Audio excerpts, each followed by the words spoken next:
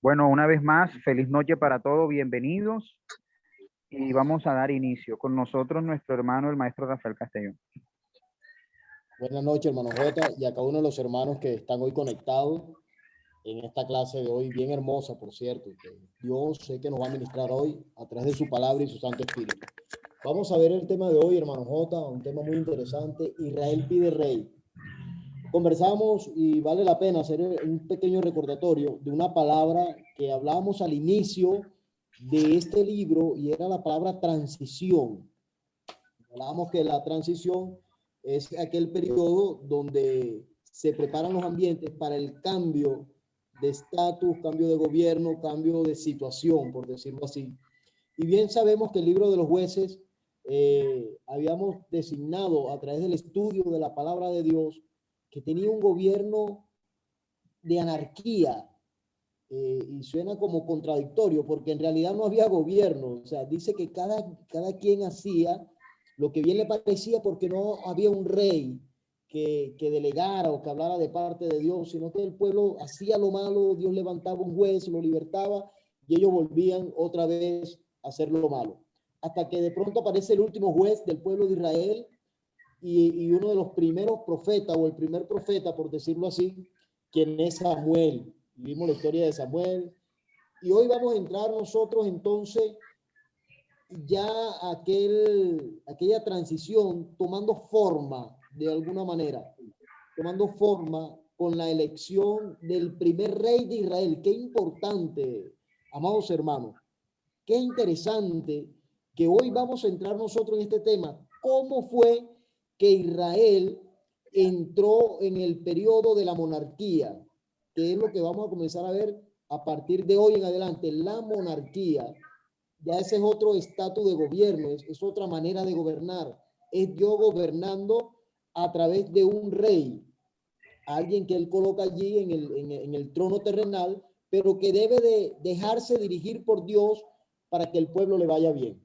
Entonces, vamos al capítulo 8.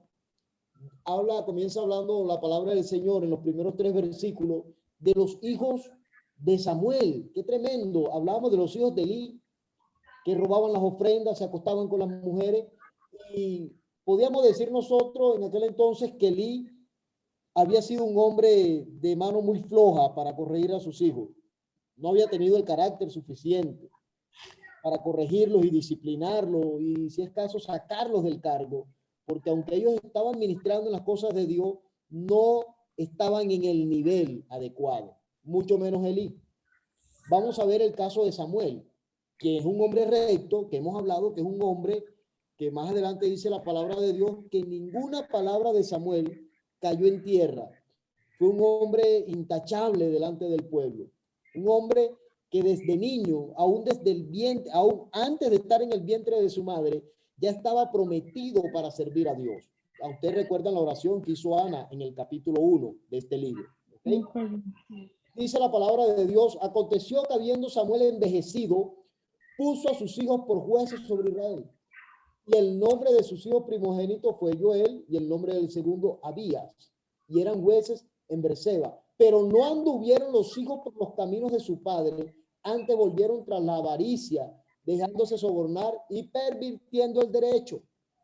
Qué interesante esto, hermano. Porque tal vez de Elí decíamos que era un padre, hablamos aquí en Venezuela más o menos, se dice blandengue, o sea, que no tenía el carácter para corregir a los hijos. Pero Samuel, wow, qué tremendo, el hombre de Dios, el hombre usado por Dios, el hombre que Dios iba a hacer con él grandes cosas para que ungiera los 2 primeros reyes de Israel. ¿Cómo es que sus hijos se estaban desviando? Bueno, es que nuestros hijos tienen decisión propia. Usted y yo los vamos a educar, los vamos a llevar en el camino, le vamos a enseñar principios y cuando toque corregir, los corregimos. Pero de ahí en adelante, ellos van a ser responsables de sus propias decisiones. Fíjese que no hay un llamado de atención a Samuel como Dios le hizo a Elí, cuando Dios le dijo a Elí: es que tú consientes más a tus hijos que a mí mismo. Aquí no aparece esto, quiere decir que Samuel sí tuvo el coraje de llamarle la atención a sus hijos. Aunque no está escrito aquí, inferimos eso porque no está escrito lo contrario, ¿ok? y que de Samuel usted va a ver más adelante todo lo que se habla de él. ¿Qué pasó? Dice la Biblia en el puntico 2 que los ancianos se reunieron preocupados. Aquellos hombres que eran la mano derecha del juez, aquellos hombres que estaban llenos de sabiduría para también juzgar al pueblo de alguna manera. Aquellos hombres se reunieron muy preocupados porque ya Samuel estaba anciano. Y nosotros los ministros debemos de entender una realidad, y es que los años van pasando. Y por eso lo que podemos hacer hoy, que tenemos fuerza, hay que hacerlo, porque van a llegar momentos donde las fuerzas van a menguar, donde la capacidad de retención va a menguar, donde la capacidad de concentración y de memorizar va a menguar. Y entonces allí aquellos que están bajo nuestro mando se van a dar cuenta, o nuestra cobertura, porque aquí no hay rangos de mando, no, nuestra cobertura, por decirlo así, van a decir, ya el pastor, hay que ir orando por el sucesor del pastor. Yo creo que esto estaba pasando aquí, ellos se estaban preocupando, y eso está bien, pero parece que los ancianos perdieron la visión, porque ellos no se pusieron en oración por a ver quién podía suceder a Samuel. Tal vez ellos lo vieron imposible, pero la Biblia dice y enseña que lo que es imposible para los hombres, para Dios todo es posible. Y ellos lo que le dicen a Samuel estas palabras. Entonces todos los ancianos de Israel, versículo 4, se juntaron y vinieron a Ramá para ver a Samuel y le dijeron, he aquí tú has envejecido y tus hijos no andan en tus caminos, por tanto, constitúyenos ahora un rey que nos juzgue como tienen todas las naciones. ¿Dónde estaba el error? El error no era que ellos querían tener rey. No, el error era que ellos querían parecerse a las otras naciones. Pastor, vamos a traer estas costumbres a la iglesia porque esto funciona en aquella iglesia. Pastor, yo propongo, yo vi en tal iglesia esto y esto, ¿por qué no lo hacemos aquí también? Quédese quieto, hermano.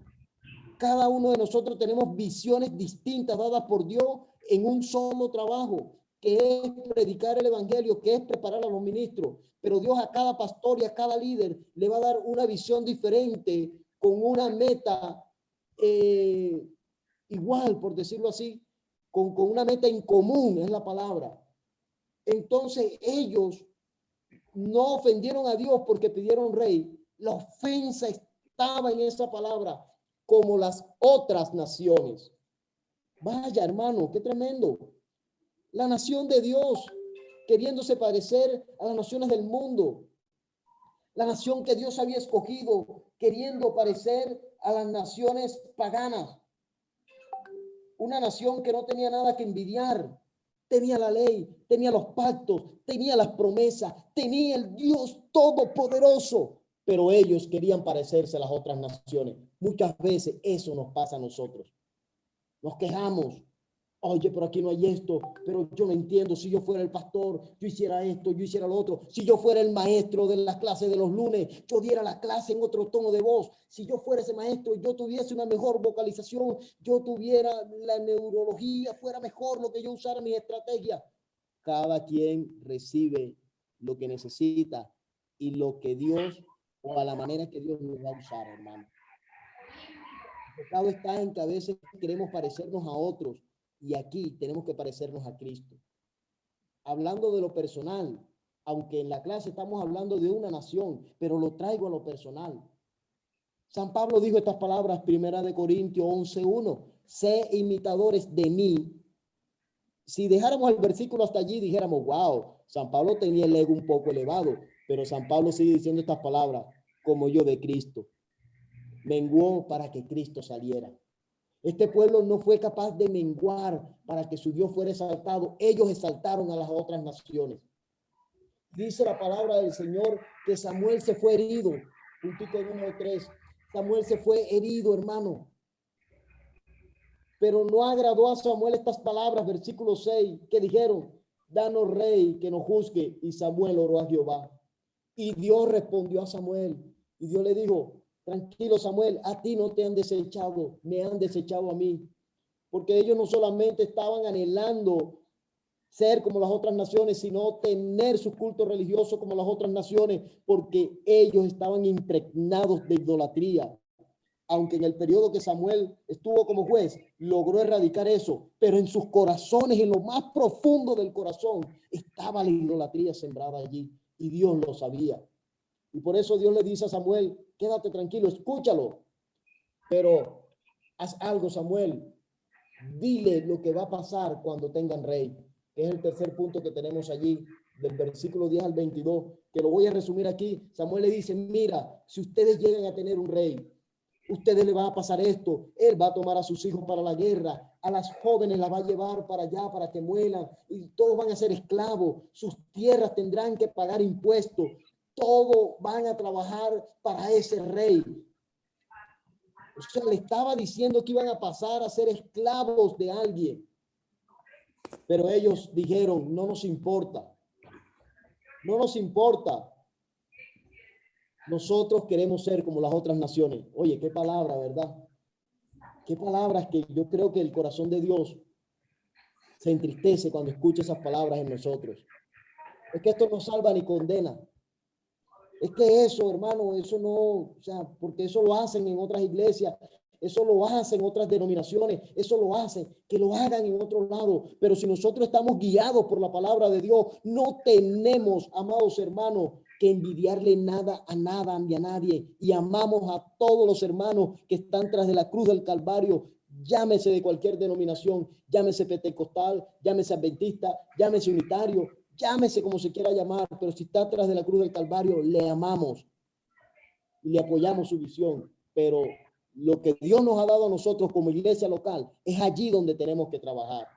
Es allí donde tenemos que nosotros enfilar las baterías y no tener que, no, hermano pastor, es que aquí hay pocas ovejas, tenemos que llenar la iglesia. En aquella iglesia hicieron esto.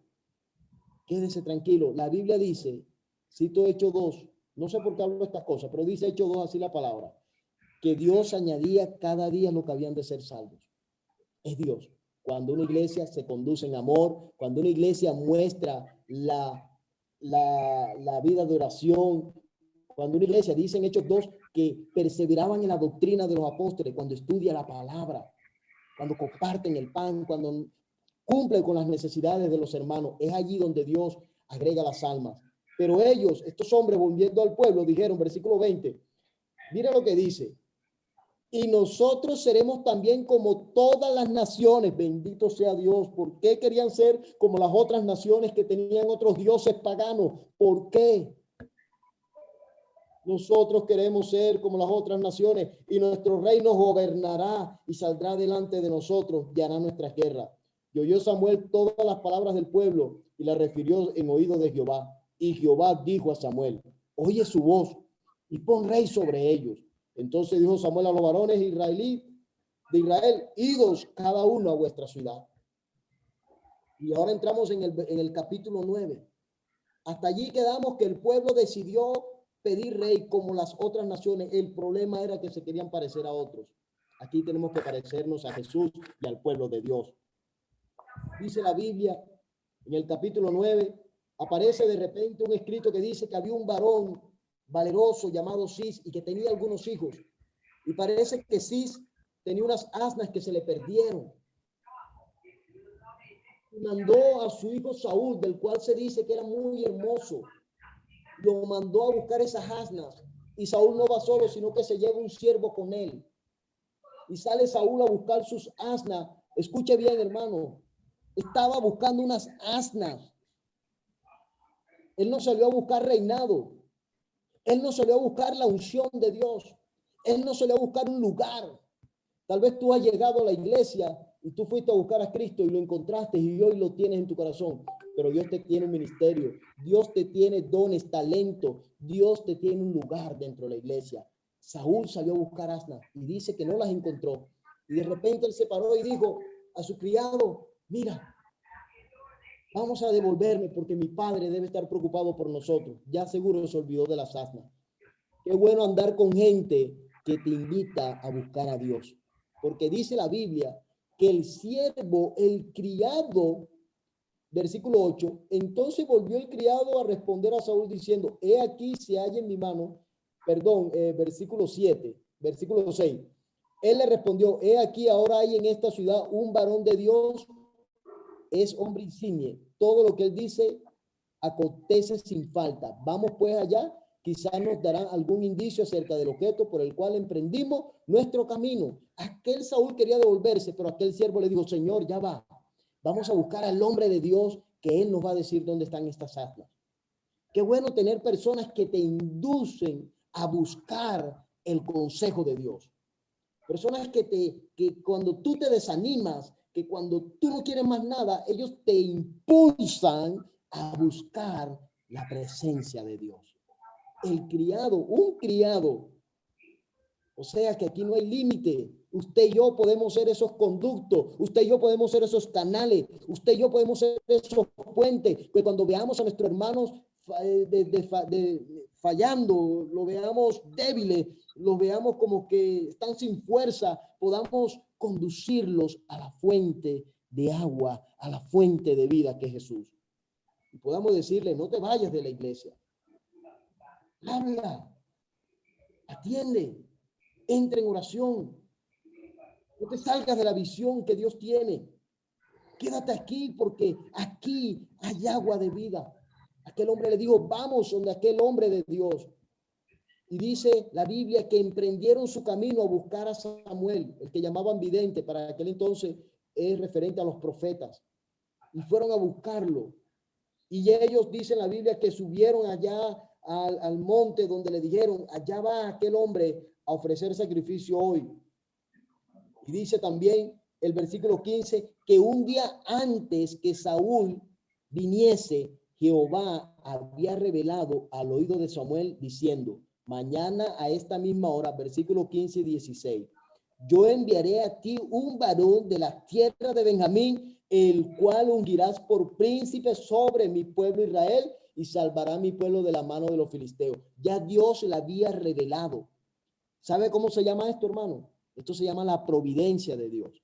¿Qué es la providencia de Dios? Es cuando Dios arregla los escenarios para que suceda algo que Él tiene determinado de antemano. Ya Él tenía determinado que Saúl iba a ser el rey, escogido por Él, porque ellos le pidieron el rey a Dios y Dios le iba a dar el rey. Y Dios ya había tratado en el corazón de Samuel, le había dicho, mañana a esta misma hora te voy a presentar el futuro rey de Israel, quien lo va a defender de los filisteos. Tal cual como Dios los dijo, como Dios lo había preparado, aconteció en aquel entonces. Quiere decir que lo del criado también fue obra de Dios. Cuando el criado condujo a Saúl a buscar a Samuel, es que Dios estaba obrando en el corazón de él. Por eso es que hablaba yo y decía que tenemos que ser esos instrumentos, esos puentes, esos vasos llenos de Dios para poder ser usados por Dios. Y dice la palabra del Señor que cuando se encuentran Saúl y Samuel, Samuel le da palabras dulces, le dice, quédate aquí a comer, he reservado esto para ti. Y le dice, no te vayas porque Dios te ha dado todo esto. Pero tenemos un Samuel humilde. Versículo 19, Samuel respondió a Saúl diciendo, un Saúl. Miren lo que dice el 19. Y Samuel respondió a Saúl diciendo, yo soy el vidente, sube delante de mí al lugar alto y come hoy conmigo. Y por la mañana te despacharé y te descubriré todo lo que está en tu corazón. Qué bueno que había una palabra para él. Cuando Samuel revela el plan de Dios para Saúl, Saúl dice estas palabras, versículo 21. ¿No soy yo hijo de Benjamín, de la más pequeña de las tribus de Israel? Y mi familia no es la más pequeña de todas las familias de la tribu de Benjamín. ¿Por qué pues me has dicho cosas semejantes? Entonces Samuel tomó a Saúl y a su criado, los introdujo a la sala y les dio lugar a la cabecera de los convidados, que eran unos 30 hombres. Les dio un lugar de honra. Pero mire la expresión de Saúl, la tribu más pequeña y la familia más pequeña. Hermano, es que la Biblia dice que de lo más vil y menospreciado escoge Dios. Hermano, es que no estoy preparado, Dios te va a preparar. Hermano, es que a mí me falta, Dios te va a perfeccionar. Saúl tenía esos temores, muy humilde Saúl, por cierto. Qué buena actitud la de Saúl. Páseme la otra diapositiva, mi amada hermana. En el capítulo 10, versículo 1, dice la Biblia que Samuel tomó la redoma de aceite y ungió a este hombre como rey de Israel. Como rey de Israel. Lo ungió allí en secreto. Sigue diciendo la palabra de Dios que Samuel le da unas señales que se iban a cumplir. Habla de 3 señales. Dice que se iba a encontrar allá por el sepulcro de Raquel a 3 hombres, perdón, que iban a llevar cabritos, que iban a llevar tortas, que iban a llevar vino. Pero la señal más importante es cuando le dice que Dios le iba a cambiar el corazón, lo iba a mudar en otro hombre. Es que el hombre que está llamado a servirle a Dios no puede servirle viviendo en la carne, no puede servirle viviendo con sus preceptos humanos. Definitivamente, Dios siempre va a capacitar a los líderes, Dios siempre va a capacitar a aquello que ha escogido para algo grande. Por eso Dios ha determinado en la iglesia Camino de Gloria preparar a este equipo, porque cosas grandes tiene el Señor con ustedes, pero es necesario que nos preparemos y que seamos mudados en otro hombre, que nuestro corazón sea transformado a través del poder de la palabra de Dios y de su Santo Espíritu, hermano. Eso es lo que Dios quiere hablarnos hoy a nosotros, y no solamente a la iglesia Camino de Gloria, sino a los hermanos que están en Chile, que están en Perú, los hermanos que están en El Salvador, en Argentina, en Venezuela. Dios quiere hacer cosas grandes, pero tenemos que ser mudados en otro corazón. Y no hay manera, si no es a través del estudio y la práctica de la palabra de Dios. Dice la Biblia que todas aquellas cosas se cumplieron y que apenas el profeta dio la espalda o dieron la espalda a ambos, dejaron de mirarse, dejaron de verse. Dice, versículo 6, entonces el Espíritu de Jehová vendrá sobre ti con poder y profetizarás con ellos y serás mudado en otro hombre. Y cuando le haya sucedido estas señales, haz lo que vinieres a la mano porque Dios está contigo. Le está diciendo Samuel a Saúl. Luego bajarás delante de mí a Gilgal, entonces descenderé yo a ti para ofrecer holocausto y sacrificar ofrenda de paz. Espera 7 días. Aconteció luego que al volver la espalda, versículo 9, para apartarse de Samuel, le mudó Dios su corazón. Y todas estas señales acontecieron en aquel día. Dios quiere mudar nuestros corazones hoy. La Biblia dice que en el nuevo pacto, plasmado en Jeremías, nuestro corazón sería cambiado el de piedra y sería colocado un corazón de carne.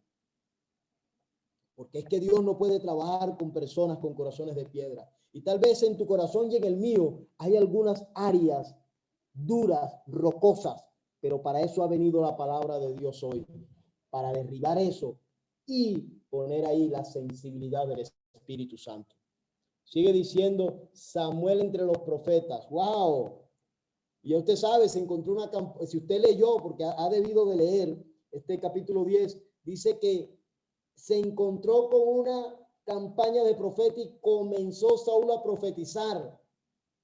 ¿Y qué profetizaba Saúl? Yo decreto, yo declaro, yo digo. No, hablaba la palabra de Dios, lo que ellos tenían escrito en los rollos, lo que ellos sabían a través de la tradición oral. Eso es profetizar. No era que ellos andaban ahí hablando tonterías. No, el profeta es aquel que habla la palabra de Dios de una manera inspirada. No es aquel que anda soñando y soñando y soñando. Y claro que creo en los sueños, claro que creo que Dios se revela de esa manera, pero la profecía siempre va a ser la palabra de Dios en primer lugar. Y si hay algún sueño y alguna visión, tendremos que filtrarla por la palabra de Dios, a ver si viene de Dios. Sigue diciendo que Samuel presenta a Saúl como rey escogido. Aquel joven se va a su casa, se encuentra a su tío le pregunta, ¿y dónde estuviste? Le dice, me encontré con Samuel, nada más y nada menos. Le dice, ¿qué te dijo Samuel? Le dijo, no, que las asnas habían aparecido y que mi padre estaba preocupado. No le dijo nada, fíjese, no le mintió, aunque no le dijo todo, pero no le mintió. Lo que le guardó el secreto era que él había sido designado rey de Israel. Y cuando Samuel quiere presentarlo delante del pueblo. Dice la palabra del Señor que comenzó a echar suerte y la suerte cayó sobre la tribu de Benjamín, sobre la familia de Cis, pero Samuel no aparecía. Estaba escondido tras el bagaje, tras las maletas, tras el vestuario estaba Saúl, escondido allí. Tenía temor. Un hombre muy humilde de corazón, pero qué triste la historia de Saúl, que vamos a seguir viendo más adelante. Por eso es que tenemos que velar, hermano, porque yo sé que todos estamos aquí con humildad, con sencillez de corazón, comenzando por mí, por los líderes, pero si no velamos, mañana podríamos ser altivos, y es aquí donde tenemos que velar nosotros. Dice la palabra del Señor que entonces, el versículo 23, que lo trajeron y puesto en medio del pueblo, desde los hombros arriba, era más alto que todo el pueblo. Y Samuel dijo a todo el pueblo: ¿habéis visto al que ha elegido Jehová, que no hay semejante a él en todo el pueblo? Entonces el pueblo clamó con alegría diciendo: ¡viva el rey! Lo presentaron ahora públicamente. Ya había sido ungido en lo secreto. Tal vez tú, amado hermano, que me escuchas hoy, tal vez tú estás esperando que te reconozcan públicamente como ministro, como maestro, como predicador, como pastor, como consejero, como líder. Pero lo importante es que ya estás ungido por el Espíritu Santo. Lo importante es que estás siendo capacitado. Todo tiene su tiempo. Y aquí vemos esta enseñanza en Saúl, ungido en lo secreto. Ni aún su familia sabía. Pero cuando llegó el momento de lo público, Dios lo recompensó en público y recibió el respaldo. Y dice la Biblia que el pueblo dijo: ¡viva el rey! Pero habían unos que no lo aceptaron mucho. Dice: Samuel recitó luego al pueblo las leyes del reino. ¿Cuáles son esas leyes del reino? Bueno, hermano, es que a Dios no lo tomaron de sorpresa cuando ellos le pidieron rey, porque ya Dios le tenía la ley para los reyes. Váyase a Deuteronomio capítulo 17, versículo 14. Es que a Dios nada lo toma de sorpresa. Mira lo que dice, voy a leerlo. Cuando hayas entrado en la tierra que Jehová tu Dios te da, y tomes posesión de ella y la habites, y digas: pondré un rey sobre mí, como todas las naciones que están en mis alrededores. Ya Dios sabía que ese pueblo iba a pedir rey. Sigue diciendo: ciertamente pondrá rey sobre ti al que Jehová tu Dios escogiere. Lo escogió Dios, Saúl. Estoy leyendo Deuteronomio 17, 14 en adelante. De entre tus hermanos pondrá rey sobre ti. No podrás poner sobre ti a hombre extranjero que no sea tu hermano, pero él no aumentará para sí caballos, ni hará volver al pueblo a Egipto con el fin de aumentar caballos, porque Jehová os ha dicho: no volváis nunca más por este camino, ni tomará para sí muchas mujeres, para que su corazón no se desvíe, ni plata ni oro amontonará para sí en abundancia. Y siga leyendo usted hasta el versículo 20 de Deuteronomio 17. Ya Dios sabía que iban a pedir rey. Entonces Samuel les abre el libro y le dice: aquí está, estas son las leyes que Saúl tiene que cumplir con el pueblo. Estas son las demandas. Versículo 26 de Primera de Samuel, capítulo 10. Y envió Samuel a todo el pueblo, cada uno a su casa. Saúl también se fue a su casa en Gabaa, y fueron con él los hombres de guerra cuyos corazones Dios había tocado, porque Dios es el que produce el querer como el hacer por su buena voluntad. Pues, pero algunos perversos dijeron: siempre van a existir pastores, líderes que estamos en esta clase, siempre van a existir aquellos que se oponen a lo que Dios va a hacer contigo. ¿Cómo nos ha de salvar este? Y le tuvieron en poco y no le trajeron presente, mas él disimuló. Siempre va a estar la oposición. Y lo bueno es que nosotros nos sorprendemos porque decimos: pero es que esos son los hermanos que yo más quiero. ¿Cómo es que no aceptan mi liderazgo?